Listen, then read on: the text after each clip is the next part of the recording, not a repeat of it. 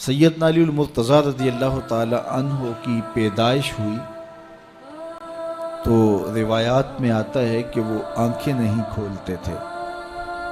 حضور مبارکباد دینے گئے اور اپنے بھائی کو دیکھنے گئے تو ان کی والدہ حضرت فاطمہ بنت اسد رضی اللہ تعالی عنہا نے کہا، بیٹا پیدا تو ہوا ہے لیکن پریشانی یہ ہے کہ آنکھیں نہیں کھولتا۔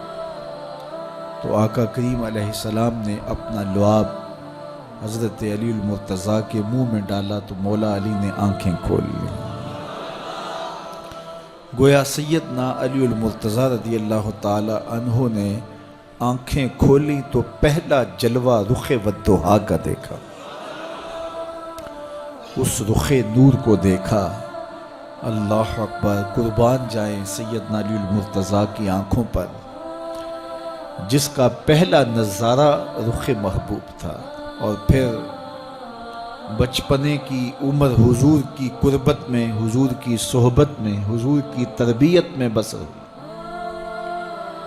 آقا کریم علیہ السلام جب اللہ کے حکم سے اعلان نبوت فرمایا تو سیدنا علی المرتضیٰ رضی اللہ تعالی عنہ نے ایمان لانے والوں میں سر فہرست اپنا نام لکھوایا، اور آقا کریم علیہ السلام کے ساتھ پھر ہر محاذ پہ کھڑے ہوئے نظر آئے۔ سیدنا علی المرتضیٰ فرماتے ہیں کہ رسول رحمت نبی اکرم صلی اللہ علیہ وآلہ وسلم نے ارشاد فرمایا کہ اے علی، تیری مثال حضرت عیسیٰ کی ہے۔ حضرت عیسیٰ کا ماجرا یہ تھا کہ ان سے دو طرح کے لوگوں کا معاملہ ہوا اور دونوں گمراہ ہوئے۔ ایک وہ جنہوں نے حد سے زیادہ ان سے محبت کی اور اس قدر بڑھا چڑھا دیا کہ انہیں اللہ کا بیٹا قرار دے دیا، اور دوسرے یہودی تھے جو اس قدر بغض رکھا سیدنا عیسیٰ علیہ السلام سے کہ ان کے قتل کے درپے ہوئے، ان کی ماں پہ تہمت لگائی۔ سیدنا علی المرتضیٰ فرماتے ہیں کہ میرے حضور نے فرمایا تیری مثال بھی حضرت عیسیٰ کی ہے، تیرے معاملے میں آ کر بھی دو لوگ برباد ہوں گے، ایک محبت کی وجہ سے برباد ہوں گے، ایک بغض کی وجہ سے برباد ہوں گے۔ ایک محبت میں ایسے افراط کریں گے، اس قدر محبت میں تجاوز کر جائیں گے، حد سے بڑھ جائیں گے کہ وہ کہیں گے تیرے بارے جو نہیں کہنا چاہیے۔ حتیٰ کہ سیدنا علی المرتضیٰ رضی اللہ تعالی عنہ کی محبت میں لوگوں نے تمام صحابہ پر سب و شتم کو جائز سمجھ لیا، اور ایک طبقہ ایسا بھی ہے جو سیدنا علی المرتضیٰ رضی اللہ تعالی عنہ کو خدا اور الہ کہتا ہے۔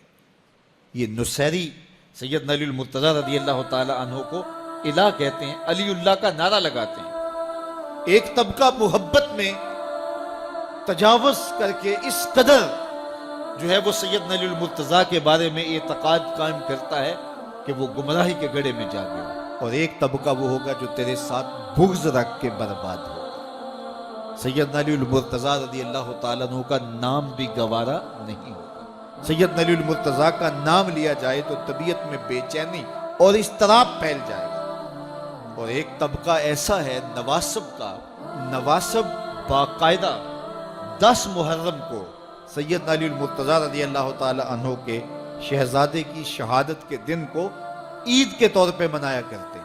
وہ نئے نئے کپڑے پہنتے ہیں، انواع و اقسام کے کھانے کھاتے ہیں، اور ایک دوسرے کو مبارکیں دیتے ہیں اور گلے ملتے ہیں۔ تو نواسب سیدنا علی المرتضیٰ اور خاندان نبوت کے ساتھ بغض رکھنے کی وجہ سے برباد ہوئے، اور جو نصیری اور وہ طبقات جو حضرت سیدنا علی المرتضیٰ کے ساتھ محبت کے ازدیاد میں یہاں تک جا پہنچے کہ انہیں ابن اللہ کہہ دیا، یا ان کی محبت کے اندر جلیل القدر ہستیوں پر تان و تشنی کے تیر برسائے، تو یہ گمراہی کے گڑھے میں جا گرے۔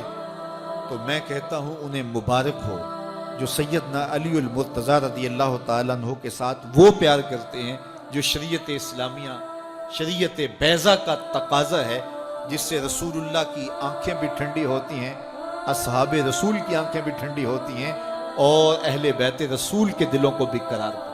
اہل بیت نبی کے گھر والے ہیں، اور صحابہ نبی کے در والے ہیں۔ ہم کہتے ہیں گھر والوں تمہیں بھی ہمارا سلام اور در والوں تمہیں بھی ہمارا سلام. کتنے لوگ تھے جو ہمارے ساتھ چلتے ہوتے تھے. آپ ذرا اپنے ذہن پہ زور دیں. بچپن کے دوست، کلاس فیلوز، کاروباری ساتھی، گلی محلے کے لوگ، رشتہ دار، اعزاء و اقربا، آباء و اجداد، اور کتنے لوگ آپ کے مخالفین، معاندین، یہ ساری ایک فہرست ذہن میں لائیں تو ایک دم خیال پڑتا ہے فلاں بھی چلا گیا، فلاں بھی چلا گیا. کوئی سال کے بعد اچانک کوئی بات یاد آتی ہے تو یاد آ جاتا ہے، کوئی 6 ماہ کے بعد یاد آتا ہے. کئی ایسے لوگ ہیں کہ سال ہا سال بعد یاد، ہاں وہ بھی ہوتا تھا.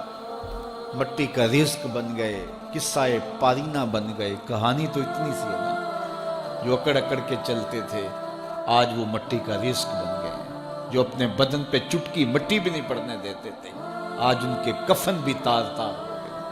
حضرت غوث اعظم فرماتے ہیں قبرستانوں میں جا کے دیکھو کیسے کیسے حسینوں کی مٹی خراب ہو رہی ہے. اللہ اکبر. بدن خاک میں مل گئے، ہڈیاں چور چور ہو گئی، ریزہ ریزہ ہو گئی. قبروں کے نشان بھی مٹ گئے، کتبے بھی ٹوٹ گئے. مٹ گیا مشتاق دل سے رنگے یاد رفتگاں. پھول مہنگے ہو گئے، قبریں پرانی. کون کسی کو یاد کرتا ہے؟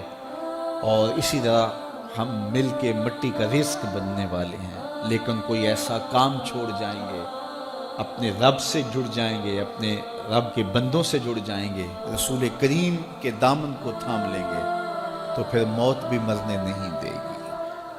پھر سر خرو اور سر بلند ہوں گے، پھر عزتوں کے تاج سروں پہ رکھے جائیں گے، وقار کی مسند پہ بٹھائے جائیں گے. فقیر نام تنا دا باؤ، قبر جنہ دی جیوے ہو. پھر قبروں پہ بھی چراغاں ہوگا جب ہم ان سے جڑ جائیں گے. تو یہ مختصر زندگی کی تمام تر لطافتوں کے حصول کے ساتھ گزرنی چاہیے. کتنے نوجوان ہیں جنہوں نے اپنی توبہ کو مؤخر کیا تھا بڑھاپے کے لیے اور آج قبرستانوں میں دفن ہیں. آپ جا کے قبرستانوں میں دیکھیں، وہ سوچتے تھے کہ ابھی تو جوانی ہے، جوانی سے لطف اندوز ہو لیں، بڑھاپے میں توبہ کر لیں گے. لیکن بڑھاپا نہیں آیا، موت آ گئی. موت تو برحق ہے، یہ تو آ کے رہنی ہے، لیکن بڑھاپا لازمی نہیں ہے کہ ضروری آئے. حضرت امام غزالی نے ایک بڑی خوبصورت بات لکھی. فرماتے ہیں معاشرے میں نظر دوڑا کے دیکھو، زیادہ بچے ہیں، زیادہ جوان ہیں یا زیادہ بوڑھے ہیں؟ تو کہا آپ کو بچے زیادہ ملیں گے. ہر گھر میں دیکھ لیجئے، بچے زیادہ ہوں گے، جوان ان سے کم ہوں گے، بوڑھے ان سے کم ہوں گے. تو اگر بوڑھے تھوڑے ہیں، جوان زیادہ ہیں، تو غزالی فرماتے پھر بات سیدھی سیدھی ہے، بڑھاپے تک کوئی کوئی پہنچتا ہے، زیادہ جوانی میں چلے جاتے ہیں. اور کہا کہ اگر جوانوں سے بچے بھی زیادہ ہیں تو پھر اس کا مطلب بھی سیدھا سیدھا ہے کہ جوانی تک سارے نہیں پہنچتے، بہت بچپن میں چلے جاتے ہیں. غرہ کس پہ، ناز کس پہ، غرور کس پہ، تکبر کس پہ؟ تو یہ مختصر زندگی جو اللہ کی امانت ہے، اس کو اللہ کے نام پہ گزارو. جو بیت گئی وہ بیت گئی، وہ تو منہا ہو گئی زندگی سے. وہ مجھے رات سے کچھ لوگ میسج بھیج رہے ہیں کہ آج 16 مارچ ہے اور آپ کا پیدائش کا دن ہے، مبارک ہو. اللہ سب کو جزا دے. لیکن میں آج اپنی چھوٹی بیٹی کو بھی کہہ رہا تھا، وہ مجھے بولی کہ ابو آپ کو مبارک ہو. تو میں نے کہا کہ آپ ہاتھ اٹھا کے اللہ کی بارگاہ میں دعا کرو کہ اللہ آپ کے باپ کے 46 سال کے گناہ معاف کر دے. یہ تو زندگی گزر گئی ہے، 46 سال میرے ہاتھ سے نکل گئے ہیں. میں الٹا بھی لٹک جاؤں تو یہ میرے ہاتھ نہیں آ سکتے. اگر میں نے اچھے گزارے ہیں تو مجھے مبارک ہو اگر قبول ہو گئے ہیں، اور اگر اچھے نہیں گزرے تو مجھے توبہ کرنی چاہیے. زندگی کی کوتاہیوں سے توبہ کرنی چاہیے. ہم سمجھتے ہیں ہم بڑے ہو رہے ہیں، حقیقت میں ہم چھوٹے ہو رہے ہیں. ہم اپنی زندگی کے اہداف طے کریں، زندگی کے مقاصد طے کریں. ساری زندگی اس کے گرد سفر کرنی چاہیے. کئی لوگ ساری زندگی گزار دیتے ہیں، ان کو ساری زندگی راستے نہیں ملتا کہ جانا کدھر. وہ کیوں؟ وَأَضَلُّ السَّبِيلَ. اللہ فرماتا وہ بھٹکے ہوئے مسافر ہوتے ہیں. اللہ سے راستہ مانگو، آہستہ چلو لیکن منزل کا تعین کر کے بڑھو. بڑھتے رہو، منزل تمہارا استقبال کرے گی. آج مشکل ہے تو کل آسانیاں ہوں گی.